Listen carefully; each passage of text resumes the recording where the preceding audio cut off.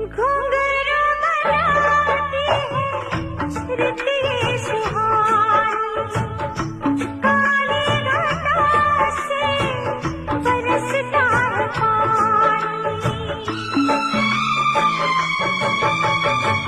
घुंघरू बनाती है रित ये सुहानी, काली घटा से बरसता है पानी।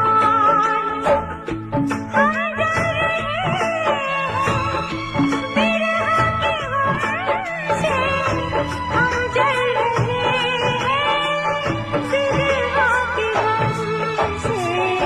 कसम से हो रब्बा कसम से, कसम से